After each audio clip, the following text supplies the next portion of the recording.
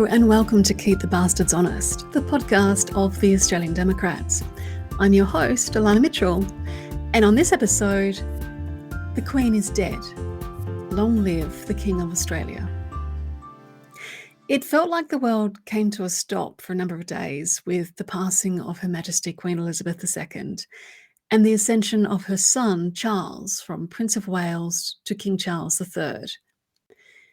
In Australia, it felt like the passing of the Queen revealed a number of fault lines, not just in our society or our politics, but in how we see ourselves as a nation and the history that we haven't begun to reckon with. While the issue of becoming a republic is ostensibly about changing our head of state from being the hereditary gift to a foreign-born family to being the office of an Australian citizen, the opportunity it presents to Australia is considerably bigger than that. It's an opportunity to reflect on and hopefully agree on our national identity and to come to terms with our colonial history. It's also an opportunity to map out our future and decide what country we want to be. As we moved through the official period of mourning for Queen Elizabeth and came to grips with King Charles, I felt like I was watching another culture war opening up, as those who even mentioned the possibility of Australia moving to a republic were instantly shouted down because it was inappropriate, it was disrespectful, it was too soon after the Queen's death to even contemplate this discussion, never mind changing our system of government to become a republic. But a discussion was all that was being asked for, and that a discussion could not even be contemplated in the aftermath of the Queen's death, to the point where the assistant minister appointed to shepherd the nation through a referendum on the issue seemed to go into hiding, and the official Australian Republican movement suspended their campaign on the issue, revealed a great deal about the maturity of this nation. So I decided to have a discussion on this, and my co-host Steve Beattie very graciously agreed to have it with me. And obviously we recorded it so we could have the discussion with you as well. Steve and I pay our respects to the traditional custodians of the lands upon which we met, lands that were colonised in the name of George III, ancestor of Charles III, King of Australia. We also pay our respects to the elders, past and present, of the traditional custodians of these lands, and to their ancestors. Sovereignty never ceded.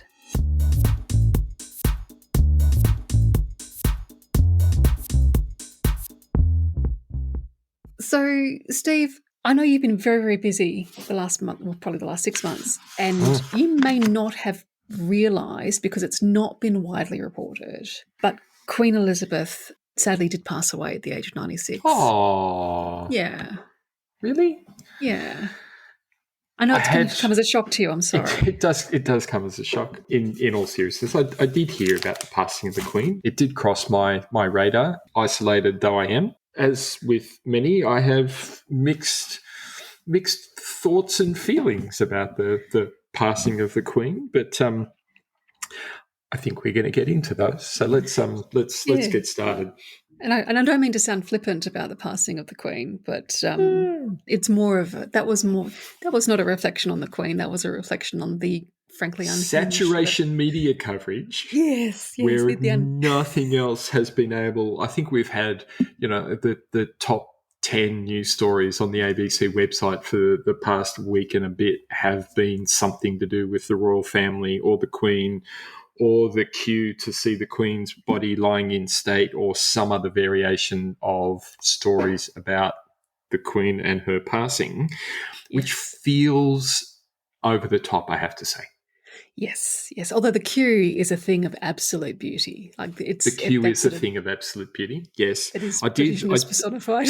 It is Britishness personified. This very, very lengthy, very, very orderly queue to see their monarch. I get that.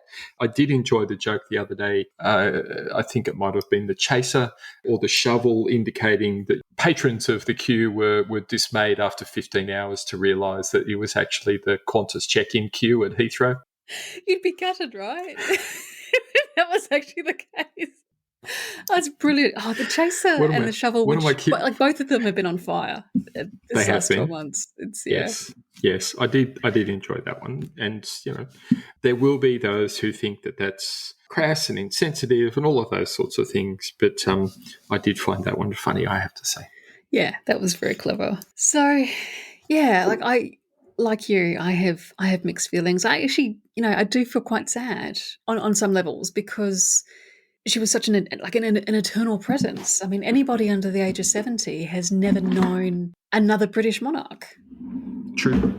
And even my mother, I mean, she's in her 70s and she was a child when Queen Elizabeth's father passed. So Right. her sort of adult memory obviously would be of Queen Elizabeth, as is mine, as is so many people. So this is a significant event, and it's it is historical and that sort of thing. It's actually one thing that I find fascinating is the three significant rulers of Britain, which is obviously Queen Elizabeth the First. Mm-hmm. She's the one queen that everyone knows about. Then you have Mm-hmm. Queen Victoria, who is now the second longest reigning British monarch, Yes. and then Yes. Queen Elizabeth II. It's really fascinating to me because I was reading somewhere that between Queen Victoria and between Queen Elizabeth II, I think there were maybe 6 male monarchs who, in comparison, had incredibly short reigns Yeah. and I wouldn't say not uneventful, but certainly undistinguished reigns. And then a woman takes over. Yeah, there might be a lesson in there, Yeah. maybe. There might be a lesson in there. So where shall we begin? There's a lot to talk about. So, look, I think let's acknowledge right at the outset that the the notion of the British monarchy and the notion of British imperialism has a lot of pomp and pageantry and privilege and history and all of those sorts of things associated with it. A lot of people look on the might of the British Empire with awe and passion and those sorts of things. And like that's sort of one side of it. And you look at the influence that they exerted over the world was massive. Like it really, really was massive. And it stands to this day as one of the most widespread empires that the world has ever seen. I think just before we began recording, you were saying that something like a quarter of the world's population was under British rule at one time. And that is quite a large sway.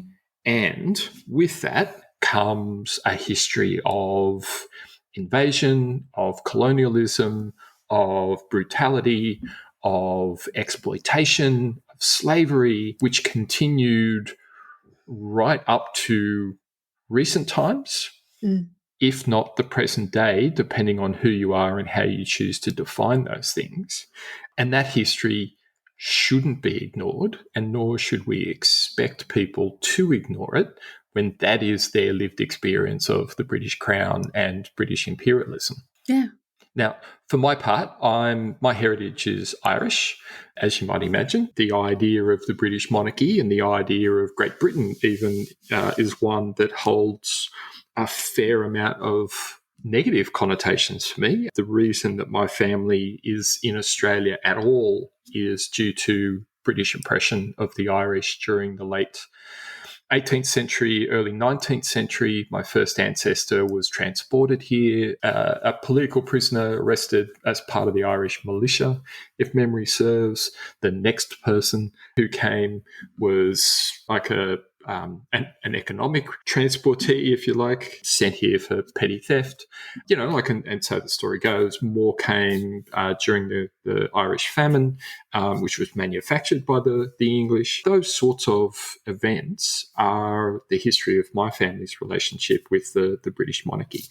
I really don't have a great deal of love for them, and it's quite difficult for me to look on them with any kind of, like love or reverence or any of that sort of thing. And that's before we get into the more political, ideological, democratic aspects of what's the point of an hereditary monarchy in the first place. But that's my history of it. Now, the Irish were enslaved. The Irish were brutalized by the English. I mean, there's a history there of quite devastating attacks on the Irish over the last 400 years. And it pales in comparison to that same brutality that we see from the British in places like the subcontinent, in India, the Bengal famine, which kills millions, tens of millions of people. And again, that was a manufactured famine. There was plenty of food, and it was all exported. It was all sort of taken away from the people who grew it and sold for the benefit of the British Empire. And you see that sort of time and time and time again. Yeah, look, we saw it in Australia. I mean, Captain Cook came here with express instructions to treat with the Indigenous population, and he chose to ignore that. And, Yeah.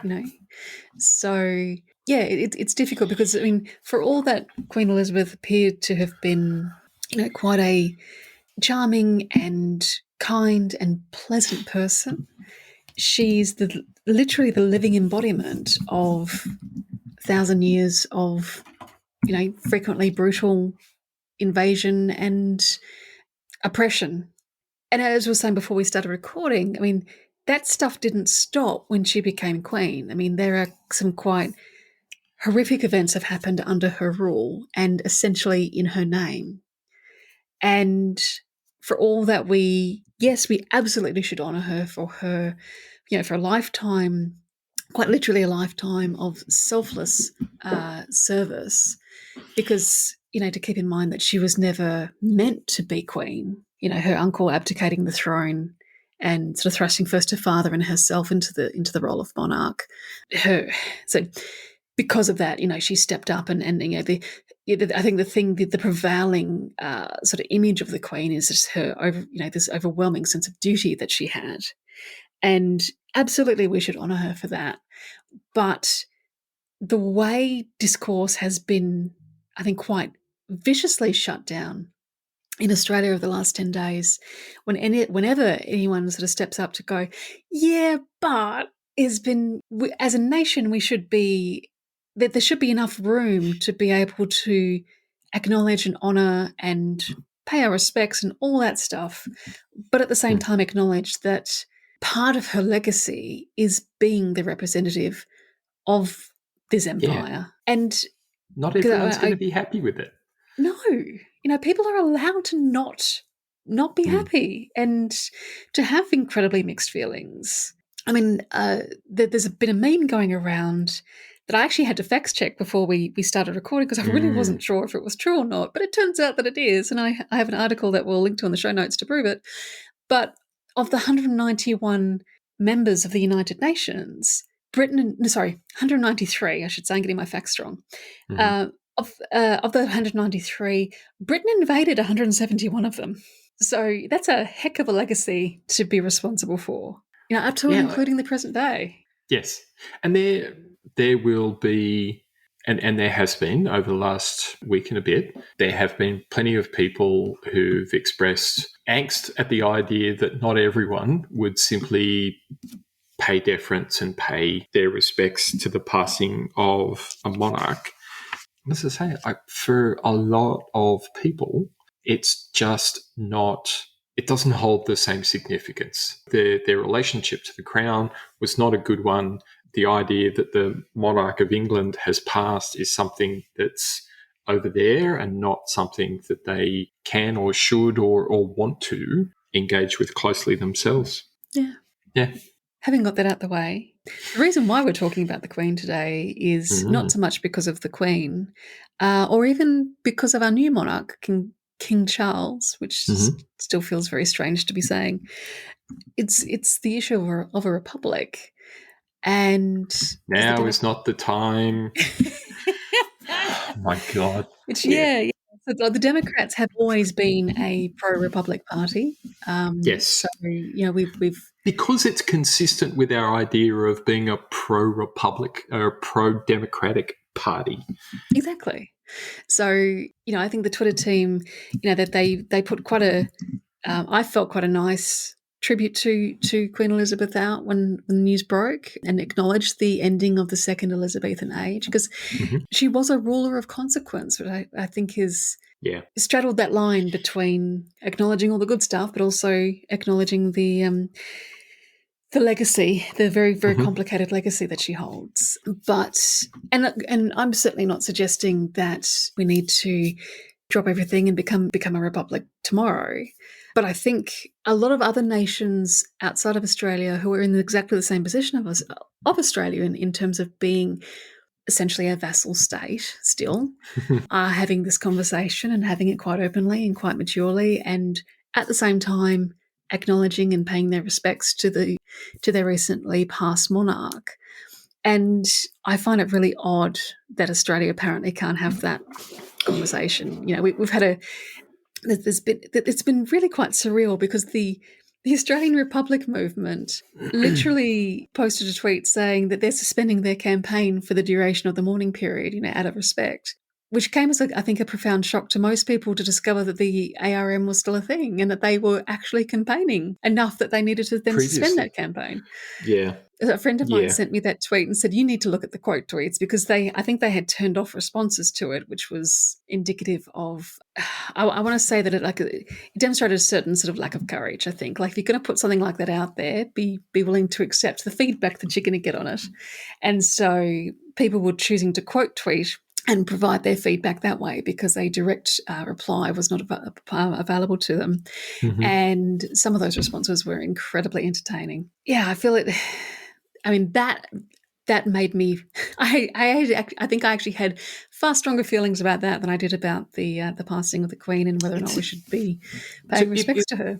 it was an odd one, and it remains an odd one. We've had the argument put forward that out of respect for the monarch, we shouldn't be talking about a republic. This is the same monarch who, when we actually had a referendum for a republic, was quite supportive of the fact that the Australian people should have a debate and have their say on how they wish to manage their affairs. Like that was her view on it. So I don't know exactly who we might be being disrespectful to by continuing to talk about the very same topic that she was supportive of earlier.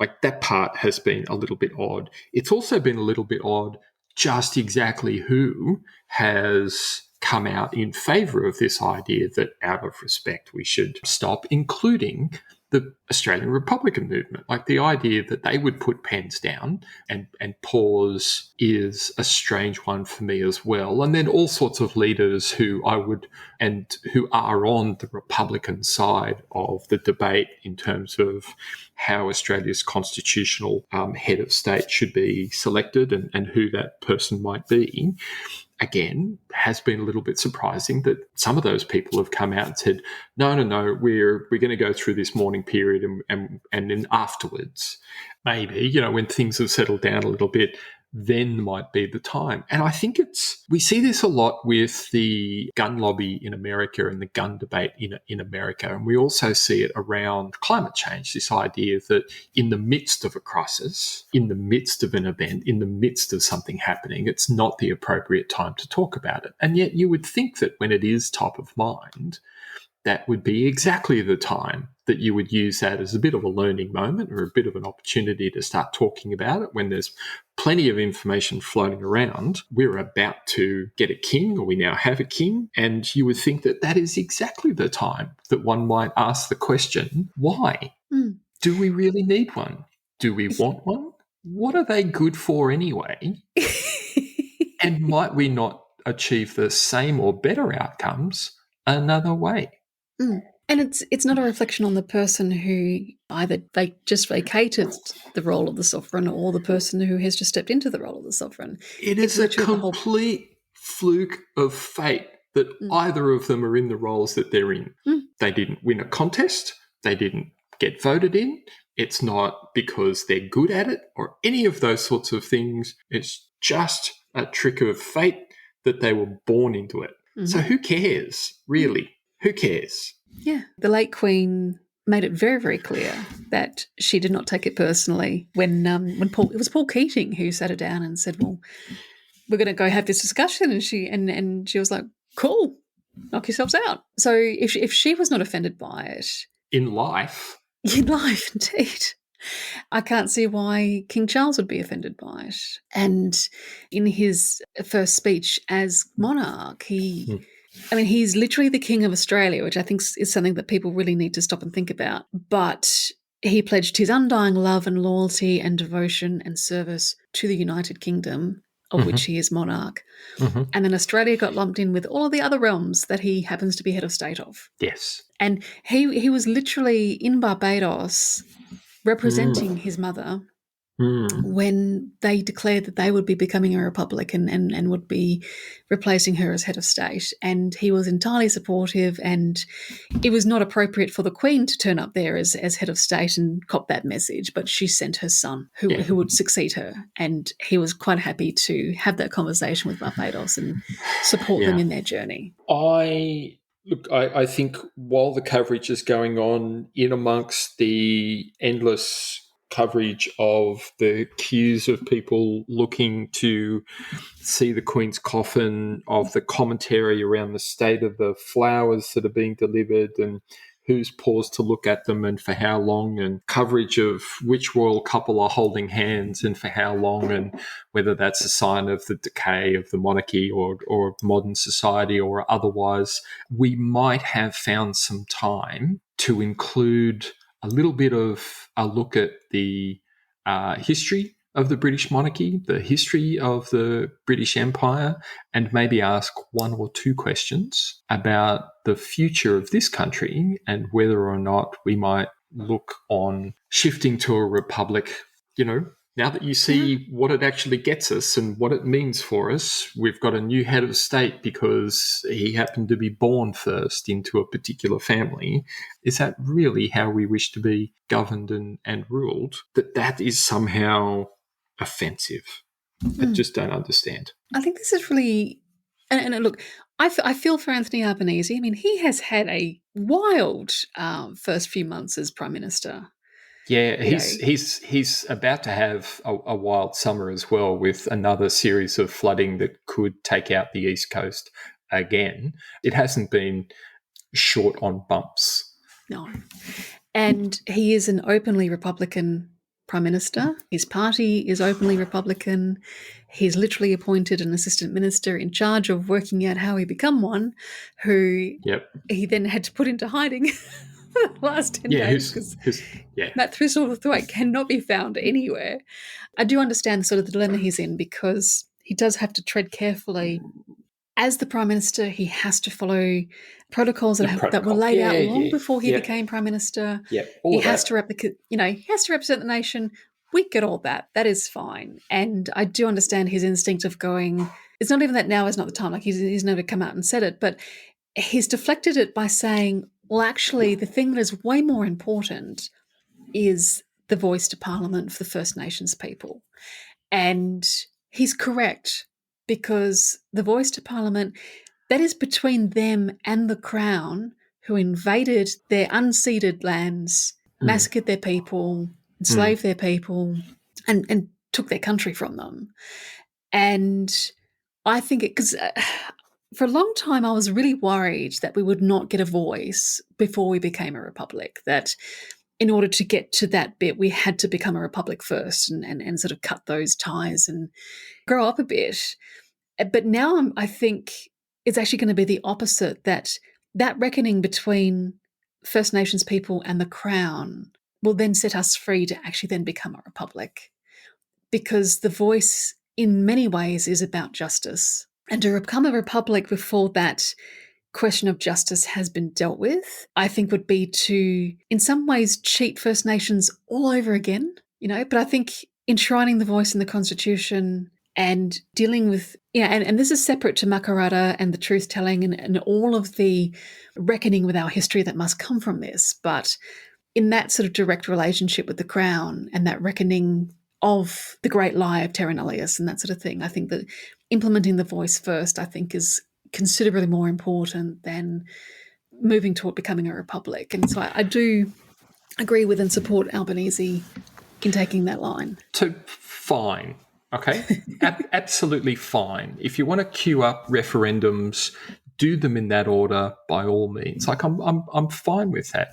The idea, though, that I have to shut up about one of those things and simply not mention it just is in itself offensive. Oh, God, Like yes. given the history that we're talking about and what it looks like to be on the wrong side of British aggression, the idea that that side of things, like the people who don't have love for the monarchy, the people who do want independence, the people who do want a republic, should be quiet and pay respects is just odd. We can continue to have a discussion. We can continue to think about these things. Now is a perfect time to talk about it when we have so much focus on the role of the monarchy and so much focus on what it means to have a head of state who's foreign. It was interesting. I was listening to an interview with Professor Jennifer Hocking this morning. She of the Palace Letters fame, a constitutional lawyer and a researcher and author of quite deep knowledge of the role of a constitutional monarch. And hearing her speak about the clear political role that the palace, both Queen Elizabeth and at the time Prince Charles, played in the dismissal was fascinating, because the idea of a constitutional monarch should be, and we've been hearing it a lot in the past week in relation to King Charles, environmental advocacy, that he needs to stop that now because it's a political issue and he needs to be apolitical. But apparently it didn't stop him tinkering in Australian internal affairs and having a duly elected Prime Minister removed from office. So now seems exactly the time to be having a nuanced conversation about the role of the monarchy and about an Australian republic. Absolutely. Having that conversation does not mean that we're going to be rushing off to render from. No. God, let me try that again. Referendum, if I can speak properly. Yeah. Next week, it's literally having a conversation, and I don't see what is offensive about that. And I think also this and a number of commentators have written some very good pieces about this, but this sort of forelock tugging obsequiousness that our media, elements of our political class, other areas of our society have been indulging in the last 10 days. It's quite something to behold in light of our history with the British Crown. And we've covered off the issue of First Nations and how they quite rightly feel about the British Crown. But here's a pop quiz for you, Steve. When was it, do you think, what year did Australian citizenship become a thing? I'm not sure I understand the nature of the question. And in what year? So when was it possible to become an Australian citizen? Is that what you're saying? Like to get an Australian passport and do those sorts of things? Oh, no. So Australian passports were issued in 1901 when we federated. Right, yeah. But when was it that people born in Australia were considered to be Australian citizens and not British citizens? Ooh. Unfortunately, I'm going to have to take a little bit of a guess, but I'm guessing 1968. No, 1949. 1949. Interesting. So, okay. Yeah, so it wasn't until quite after. Late. Yeah, very, very late, which was really shocking to me. And I have to thank Mark Kenny for pointing this out, because this was a little piece of Australian history that I had never been taught. So in the past, when Australia has had a debate around changing our flag, and people have gone, well, we can't change the flag. We fought under that flag during 2 world wars. And that is not true. We fought under the British flag in World War One. Yeah. Why? Because we were British citizens. Yeah, we had a little patch to distinguish us from the other colonial forces, but, imperial forces, sorry, yes. Yep. Yes, and the current Australian flag, I think, didn't actually come into effect until 1984, and there's a little bit of a history behind that one. So we were considered British citizens, literally still part of a British colony up to 1949. We had fought 2 world wars under the auspices of being British citizens up until that point. That was really shocking to me. And First Nations people, as people are probably aware, weren't recognised as actual human beings and granted their own citizenship until 1967, when we held a referendum to actually grant that to them. Because up until that point, they were counted among the fauna which is of a continent that they have inhabited for if you're 80,000 going to years. talk about things that are offensive, isn't that more offensive? Isn't that more offensive? And look, I have to say, one of the more galling parts or effects of protocol, and white man protocol at that, over these past 10 days was seeing the Aboriginal flag flying at half-mast on the Sydney Harbour Bridge over the last week. I can't tell you in what kind of bad taste that is. And I know, like protocol says that no flag should fly higher than the Australian flag, and the Australian flag is flying at half-mast because to take the Aboriginal flag down then. Yeah. But the idea that you would fly it at half-mast to honour the Queen is... that was... And a lot of people have come out questioning that one. Yeah, that just doesn't sit well. Yeah, the relentless logic of colonial protocol, when it actually hits the reality of some of these decisions, is distasteful. And here's another trivia thingy for you, Steve. Nice. When did... And now, you and I were alive when this happened. Ooh, right? okay. Give you a bit of a clue, right? Okay. So what year did you and I cease to be British subjects? I would have said that was around the time that Britain joined the EU. So I'm going to say mid to late 70s, somewhere in there. No? 1984. 84. Wow. Which is also really shocking to me. Wow. Because 1984 was when... I was a British citizen for 13 years and didn't know it. Oh, no, you were a subject. I was just... You weren't a citizen. You were an Australian citizen, but you were a British subject. Because 1984 was the year when the... I feel so happy about that. I feel so happy about that. I know, like your Irish ancestors are probably spitting in their graves right now. Oh, my God. Yep. But so what it was in 1984, that was when the legal ties and that the legal sort of ownership of Britain over Australia was dissolved. And the buck, in terms of our legislation and our laws, the buck's transferred from the Privy Council to the High Court of Australia, where if you're going to overturn something, it happens in the High Court. Right. So that explains why Advanced Australia Fair was made the national anthem in 1984. Yes. Okay. And we stopped singing God Save the Queen. Fantastic. Yeah. Oh. And that's when the current Australian flag came into circulation as well. Nice. Yeah. And that... Amazing how quickly these things become, like chiseled in stone and can't possibly be changed. Yeah.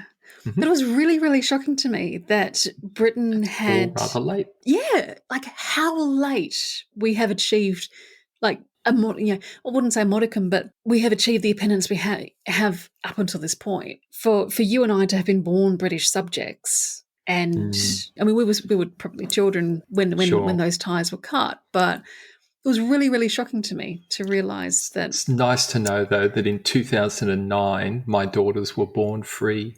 There you go.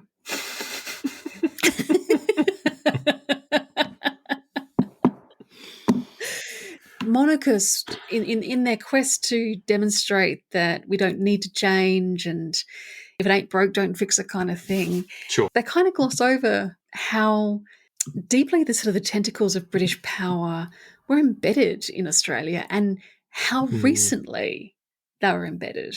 Yeah. They're also coming at it from a place of privileged where, sure, it's not broken for them, but it's always been broken for a lot of other people. Oh, yeah. Yeah. Very much so. But, and this comes back to the dismissal and it comes back to Jennifer Hocking. She literally wrote a book about this and people should go read that book because it is staggering, because it wasn't simply the palace interfering in Australian democracy. As you said earlier, it was literally the Queen and Prince Charles, because Prince Charles bumped into John Kerr in Papua New Guinea, I believe. Yes, somewhere. And they had a chat about it. Yeah. Like this was not nudge, nudge, wink, wink sort of stuff being directed through the Queen's private secretary, although a lot of it was, or other sort of functionaries. This was literally the heir to the throne That's right. gently, encouraging Kerr, having a chat to Kerr about dismissing a democratically elected prime minister 2 months before it happened. And now that man is our king. To put into Woohoo. context for you people. Yes. It doesn't sit well. I mean, Osman Faruqi had a brilliant piece in the papers formerly known as Fairfax, which I'll put into the show notes, about the fact that the Republican movement really, there's nobody over the age of, or under the age of 30 or under the age of 40 who's sort of representing the Republican movement in Australia. Yeah, very true. And the whole movement needs to be refreshed. It needs to be made relevant to people in their 20s and 30s who they're staring down a global catastrophe with climate change, their immediate crises in housing, in it's basically social equity that they're dealing with. And so their sort of position is, well, why should we give a shit about who our head of state is when we've got all these other crises to be dealing with? And he's not wrong, but also I feel like, so many of those crises hinge on who we are as a country right now and how we see ourselves right now, and becoming a republic and severing those final ties with the monarchy, reconciling our history and that legacy with First Nations and the last 250 odd years in this country.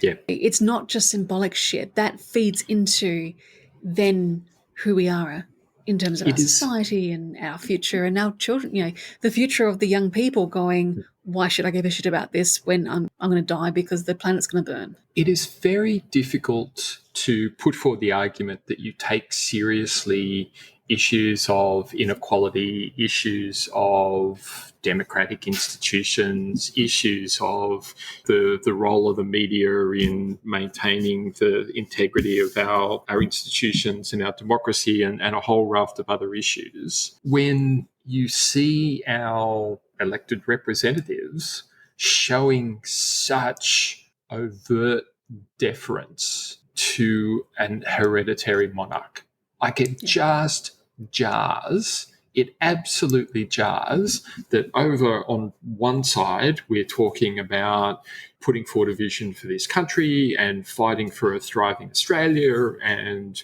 what we're doing for our environment and how we look after each other. And then this blatant pageantry and pomp and just encrusted ceremony going on with everyone bowing and curtsying. And you can't have that going on and seriously expect people to listen to you when you talk about the strength of our democracy. Yeah. Like those two things are inherently contradictory. And I just can't fathom it. I mean, that for me would be the thing that I would be saying to the younger Australians.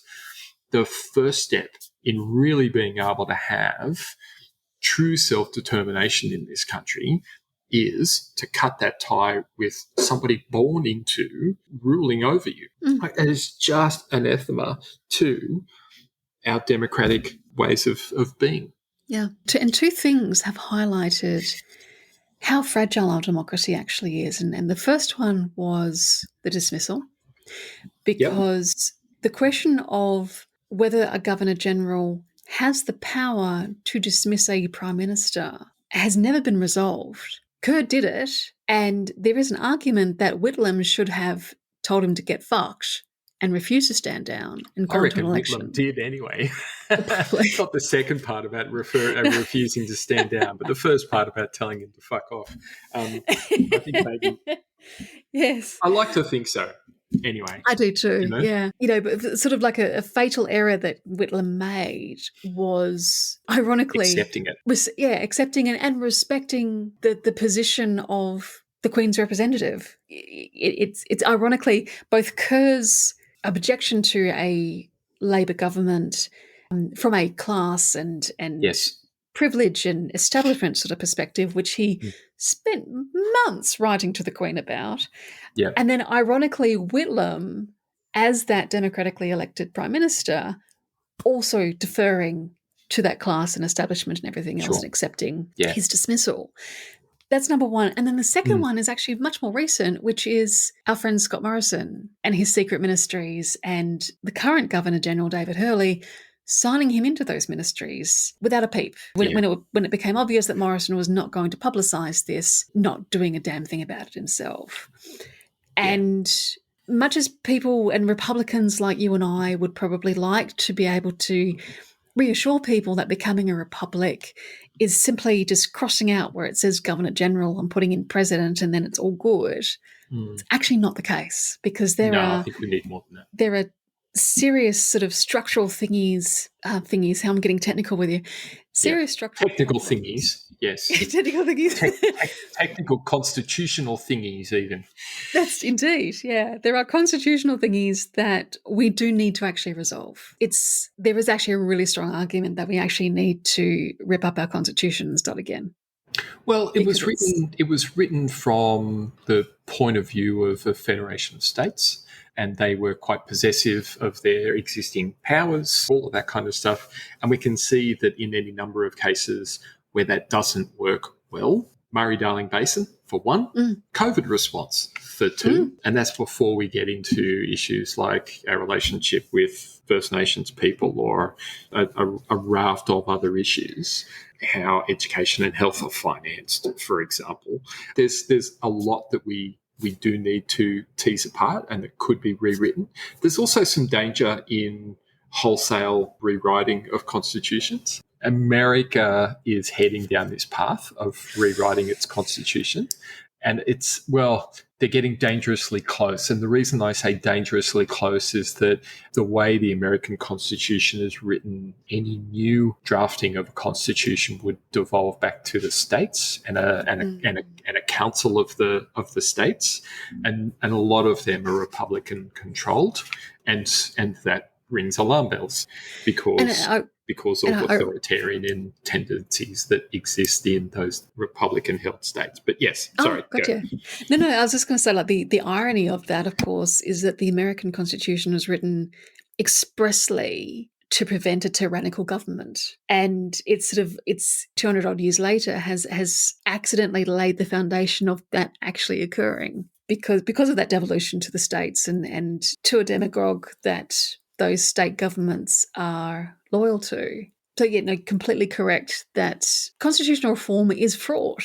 It's deeply fraught, but we as a nation, the investment of power in our executive and in our head of state, who, regardless of who that person happens to be, whether it is a hereditary monarch who just we just get lumped with, or someone that we select, there are powers there and rules and authorities that need to be more clearly defined in order to ensure that shit like the dismissal or stuff that's happening in America doesn't happen. Kerr kind of punched a hole in that, and I hate to sound like I'm picking on Her Late Majesty, but with the collaboration and encouragement of both our late monarch and our new monarch, and then Scott Morrison drove a truck through it all. So, and as you say, like, a lot of those issues haven't been resolved, and probably should be. I mean, you mentioned Whitlam acceding to the dismissal or accepting the dismissal because he strongly believed in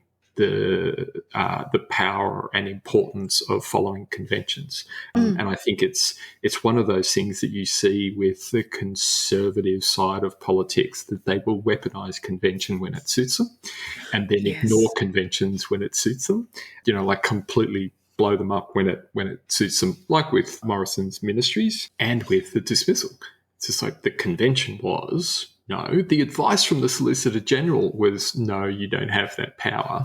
And he went ahead and did it anyway. So he had advice from both the Attorney General and the Solicitor General, but that the palace was egging him on.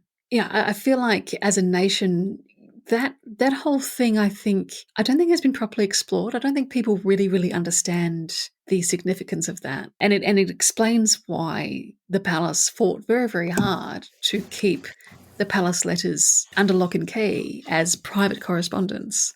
Absolutely. Because of what they revealed. And what they revealed is not flattering. And this comes back to the really awful shit happening under Queen Elizabeth's rule. Happened to Australia. Terrible things happened in a number of the other nations that she ostensibly was, ruled as, I mean, she was Queen of Australia. She is Queen of Northern Ireland. She was, I should say. It's really hard, as I reflect, to separate the charming and warm and comforting kind of presence she was on our TV screens with the shit that was happening in the background, because this notion that she was entirely apolitical, that she spent 70 years being a master of this sort of silent support to various governments around the world really only demonstrates that what she was a master politician. So look, let's get on to the Republic. So we had a referendum on the Republic in I think 1998, maybe 98, 99, 1999, if somewhere memory in there. serves, Yep. somewhere in there, Yep. and it failed. And the interpretations of it have always been the whole thing of, it's not broke, don't fix it. And when a push came to the shove, people weren't willing to step away from the monarchy. I actually think that's incorrect. I think what it demonstrated, it was not a vote to become a republic.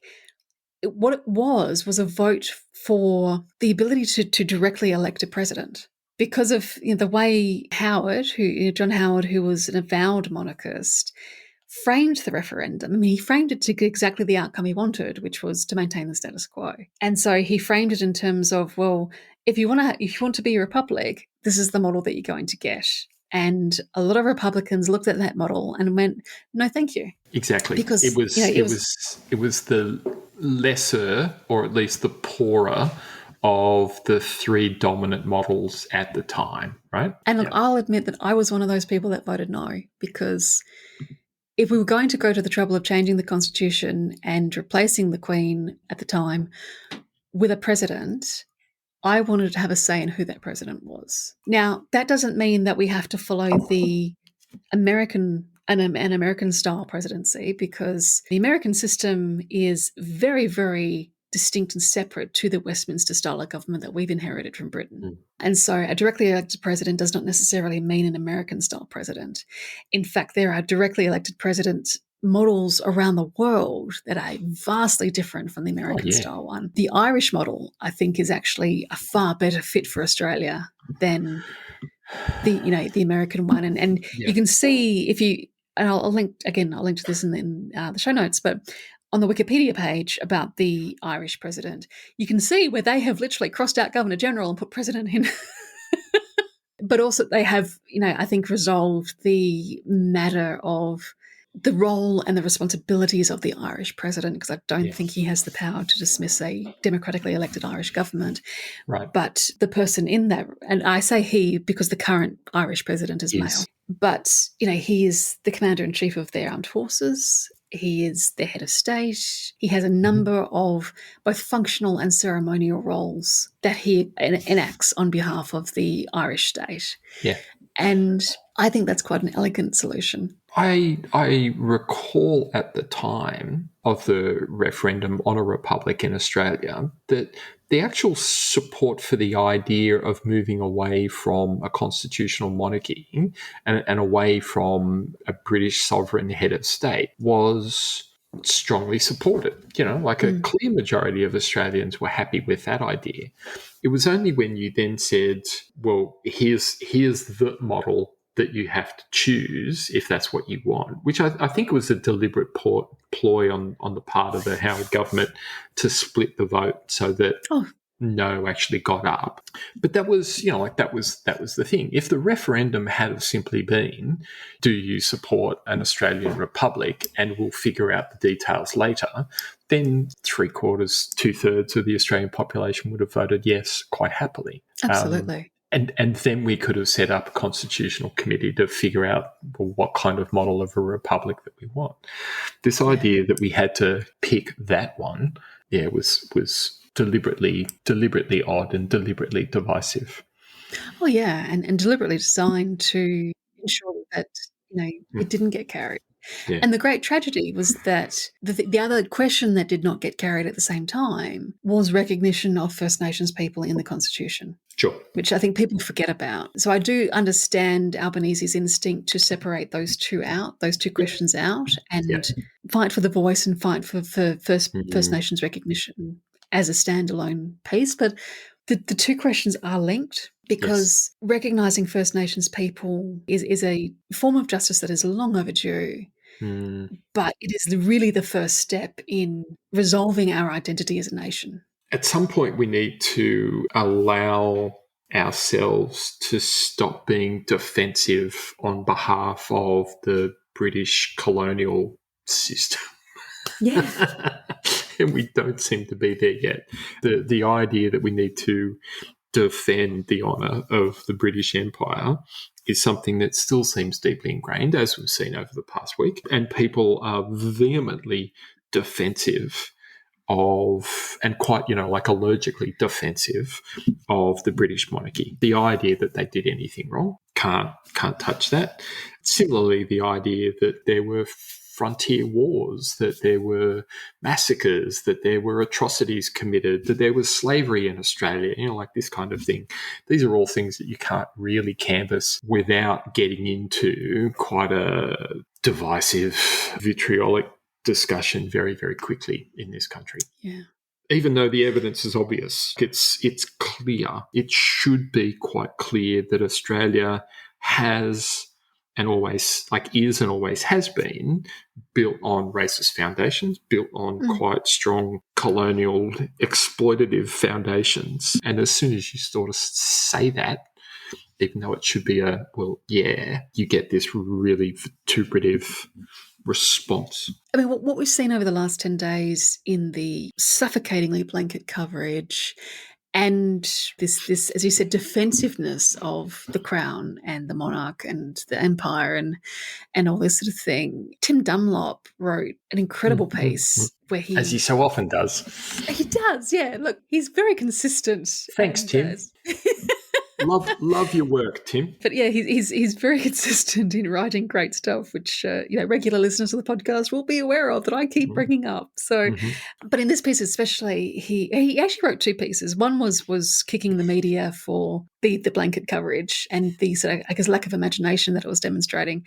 But also he wrote a follow-up piece about how the pomp, the ceremony, and I don't mean this disparagingly, but the theatre of this mourning period. It is, privilege protecting itself and we've had a slippage. The woman who has, represented the crown on the world stage for 70 years is no longer with us. And there is that transferal of power.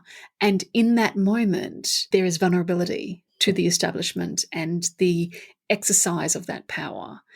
And all of this elaborate performative theatre of mourning is, it is deliberate to reassert and re-cement and re-establish that power. And that's where, I'm pretty sure it was Tim who raised this, that's where the Australian Republican movement, stepping back and going, we're going to cease campaigning until all this is over, he sort of framed it as being the strategic error, because in that moment, because once this period is over, then people will be going, we need to, Charles has waited this long, we need to give him a chance. And then in 20 or so years, when this happens again, because Charles is in his 70s, then I'd be like, but it's William. We grew up with, we watched William grow up. We need to give him a chance. There's nothing that Charles can do as an hereditary monarch that makes him a good head of state for Australia. There's absolutely nothing that he can do. Just like there really was nothing that Queen Elizabeth can do, and there's nothing that William might do that changes the fact that being born into a family shouldn't give you any right to rule over a fucking country. It should be that simple. It should be that simple. Yeah. And considering that he might be King of Australia, he's not an Australian citizen. He's, at the risk of sounding tribal, he's not one of us. And it is offensive that a family on the other side of the world in a country whose relationship to ours stems from their invasion of us should be our head of state, and an Australian cannot be. Yes. Anyway, so yes, I don't need to give Charles a try. I don't need to try him on. He's not like a pair of new shorts. I don't need to try on to check the fit or any of that kind of stuff. I don't need a hereditary monarch literally lording over Australia. I just don't need it. I just do not require it. One little bit, not at all. No. I do think it's an interesting one though, that notion of it being a strategic error, because in saying we'll respect the mourning period and that kind of stuff, they are essentially themselves asserting the significance of the crown. Yeah. Like And that's essentially what they've done. They've said yeah. the crown is in fact an important institution. The Queen is in fact an important person. The monarch of Australia is in fact a legitimate thing and will pay due deference to her. And after a suitable period of time has passed, then we'll come out and argue that really isn't odd. If we're just looking at it in terms of the strength of their argument, that one's a bit messed up. It is, yeah. And it's I mean, again, Rachel Withers wrote an excellent piece. Love your work, Rachel. About just that, where she called out the Australian Republican movement, like why you, and the gist of her piece was, why are you vacating the stage at the one moment when you should be raising your voice? And why are you allowing the monarchists to set the narrative? And here's the thing. So here's what happens as a result. Malcolm Farr, I think his name is, writing in whatever paper he writes in, sits there and says yesterday, the pageantry of the royal funeral has all but washed away any argument for a republic that we're likely to see. So, no, Malcolm, no. But because the Republicans have exited the stage, there's no one actually on stage to argue with Malcolm and say, you're an idiot. That's not what's going on at all. But like literally everyone's wandered away to, wait. Yeah. The Democrats' Twitter team shared Rachel's piece, and it was, the responses to it was really fascinating, because it were fascinating. Yeah, because it really sort of read as, tell me you didn't read the article that we just shared without telling me you didn't read the article we just shared. Because if they had read the article, they would have realised that it was not an attack on the monarchy or the Queen or literally anything to do with her. It was literally it was calling out the Republican movement for what appeared to be their cowardice and their lack of conviction. Yep. And I can't remember when it was either last year or possibly 2020. The Democrats had just started sort of reviewing a lot of our policy platforms and things, and our Republican policy platform came up, which, of course, as it still stands at the moment, is a sort of pathway to holding finding a pathway to hold the referendum, ask the question, and then get cracking on what the model should be. What the model should be, yep. And because of that discussion, I thought, is the Australian Republican movement still a thing? So I Googled them, and of course they were. And I thought about joining them. Oh, yeah. And then I sat there and read their website. And at the time, to be fair to them, at the time, they didn't have a model. They were literally calling out for submissions for people to go, well, what do you guys think? What kind of republic do you think we should be? Do you know what I think? Do you know what I? Sorry, I don't want to. I love a good train of thought, but I just need to interrupt and say I don't think anything could be more Australian than a good chook raffle, where first prize is a meat tray, second prize you get to be the head of state. Nice. I like that. Don't you think? We run it like once every, I don't know what the term might 5 be, years, 2 years, 4 years, 5 years, something off cycle with the federal election. Have a chook raffle, a national chook raffle. We sell tickets. Yep. We've got a little chocolate wheel that we spin, something with, like 25 million numbers on it, something, whatever the scaled equivalent of a chook raffle wheel is. Yeah. And the winner gets to become whatever we call them, president. But as I say, second prize. First prize is a meat tray, because the first prize should always be a meat tray, and the second prize you get to be head of state. Yeah, I like it, because it doesn't have to be president. It could be, I don't know, chief. The winner of the chook raffle. Yes, it could be just the winner of the chook raffle. Who are you? Oh, I won the chook raffle. Well, actually, I came second, so here I am. Yes, I was the runner-up of the chook raffle. No barbecue for me, but I get to be head of state, so things could be worse. Sorry, That's you true. keep No, that is, I the love that. Republic. That was You're accepting delightful. submissions, and now I know Yes. what I'm going to be doing tomorrow. I'm going to be sending them my idea for a national chook Well, raffle. it's too late now, unfortunately, Oh, because, damn. yeah. Okay. So at the time when I was looking at this, I was infuriated. I was actually, no, I wasn't even infuriated. I was enraged because I was like, you are literally the Republican movement of Australia. Like, it is literally, you have one job, and that is to convince this nation to cut the ties of the monarchy, and you can't even fucking decide Yeah. how you want this thing to work. Yep. How the hell are you going to convince the rest of the country? Like, what the fuck? And And so, in the lead up to us doing this podcast, I went back to the ARM website after a couple of years' absence. And to their great credit, they have actually settled on a model. please tell me it's a chook raffle. Sadly, no. And I feel like we need to go back to them and go, oi, you guys missed a golden opportunity. So one of the one of the, I think, great frustrations of the nation was this idea that the head of state must be selected by the parliament. And I feel that that Yeah. was robustly rejected by Yeah. the country in the Yeah. referendum. Agreed. But it seemed to be something that the ARM was continuing to beat to death. But they appear to have been persuaded that that's a non-starter, and so their model now does include a directly elected president. Interesting. That's definitely worth checking out, and so I have a modicum of respect back, but it's like, ew.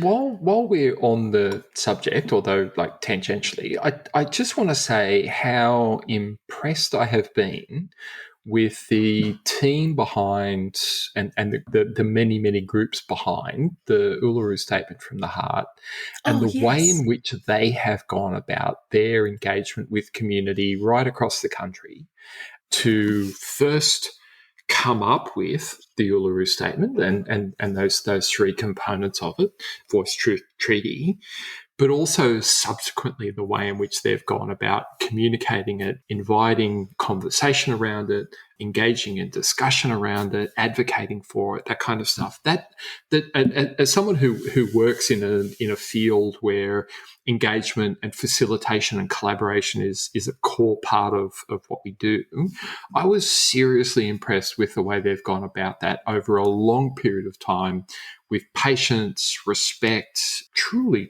an amazing piece of work.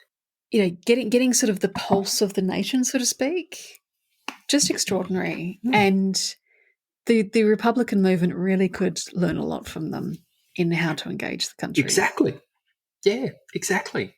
I mean, they went through and they had this sort of series, and I hope I'm not misrepresenting their journey, but they went through and they had a series of regional meetings. They met with community group after community group, community after community, spoke to elders, spoke to people, had discussions about what they wanted, what they needed, what they hoped for, their aspiration for a true reconciliation within Australia. And then at the end of each of those engagements, they would say, we need you to give us the names of your representatives that you will send to this council. We're going to get together. We're going to take what we've heard and we're all going to gather, and we need you to send some people to be a part of that. And they had over 100 people in the end from all around, representatives from all of these different communities that they'd spoken with along the way, then come together and work on what ultimately became the Uluru Statement from the Heart.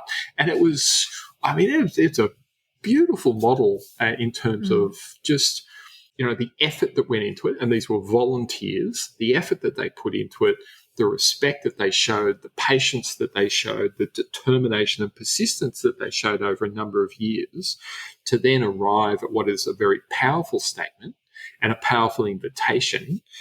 Yeah, the Republican movement really could learn a lot. And I think we all could learn a lot, and a lot of politicians could learn a lot about how to go about that notion of engaging with people deeply and understanding what it is they want. Yeah, because if the Republican movement had spent the 23, 24 Yeah. years since that 1999 referendum doing that.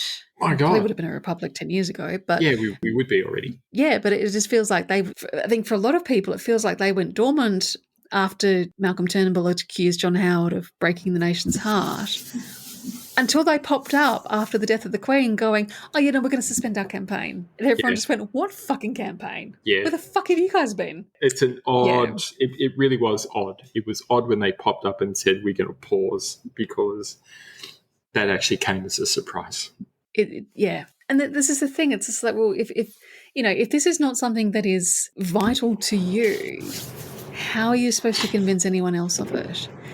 And you contrast that against, as you said, the journey that the volunteers behind the Uluru Statement from the Heart went through. In comparison, I would love to see that conversation picked up. I would love to see this country become a republic. I would love to see an Australian be the head of state, not the appointed representative of the British monarchy. These are all things that I would like to see. Australia becoming a republic is a step away from our colonial past. It's a step in reconciling ourselves with that colonial past. I think we need that separation in order to truly do it. I think it's important in terms of our ability to look at the way in which this country is not only managed, but what we aspire to as a country. We are still far too much the commodity supplier to other countries. Far too much we dig stuff out of the ground and ship it overseas for other people to make use of it. We don't get much for it, don't get much in the way of royalties. A few people get very rich from it, but as a nation, we're not sharing in the prosperity that should come from it. We're certainly not in a position where you would look around and see a nation of people who are thriving culturally, thriving artistically and creatively, thriving intellectually. We're not investing in those sorts of things. There's so much where you go, we could, we should, we can be doing better. I think this is just one of those steps that it's not the only thing that we need to do. Trust me, there's a lot more work that we need to do in order to get to the kind of country that I'm talking about. But it feels like a crucial step along the way. Absolutely. And I think one of the biggest steps in severing the ties to the British monarchy is that we finally stop looking to Europe and North America for guidance, and we start engaging with the region in which we sit geographically. Indeed, yeah, indeed. Because sort of culturally and everything else, we are continuing to look to Britain and by extension Europe. The West. The West, thank you, yeah. In terms of our defence, post World War II, we've been hiding behind the skirts of the US. And if we chose to engage with our region and with our neighbours, we would have an opportunity to genuinely be independent in a lot of ways. Because watching the decline and potentially the fall of the American Republic, we run the risk of ending up on the wrong side of history on that one. Indeed. And that's probably a podcast for another time. But aren't they all? There's always a new topic to move on to. So where the Democrats stand, obviously we are pro-republic. Our current policy is a pathway to having a referendum, making that commitment to become a republic, which is a function of when that policy was written. It mirrors in some ways where the current Labor government is in terms of their policy on becoming a republic and their intention. And look, it is probably due for an update in light of current events. So we will go ahead and we'll do that, and we'll keep everyone posted on where we end up with that. But I do think now that the sovereign has changed and we are under the benevolent rule of King Charles III, it's probably time for us to decide what kind of model we as the party want to put forward. So there'll be some interesting discussions around that, I'm sure. And that will also probably be a subject for another podcast.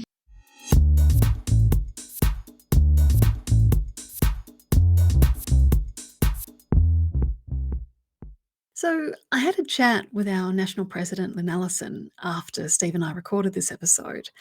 Lynn was in Parliament as a senator when the referendum on a republic was held in 1999. I mentioned in the podcast that the Democrats have always been a pro-Republic party.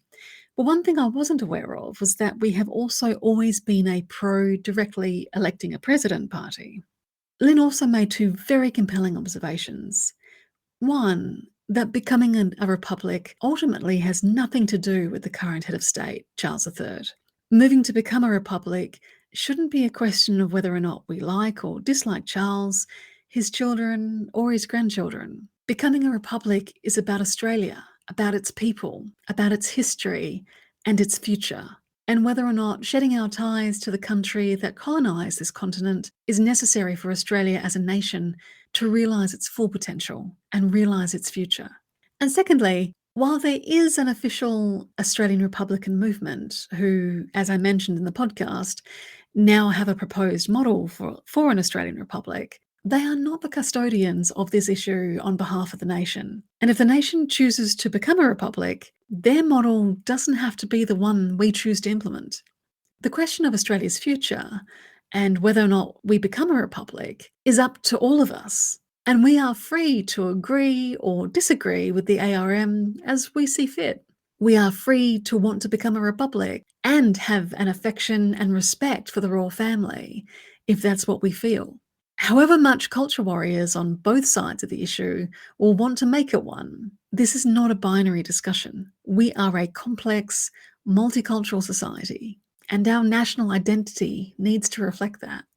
Since recording, Peter Fitzsimons has stepped down as the chair of the ARM, stating that his exit will pave the way for younger and more diverse voices in the movement.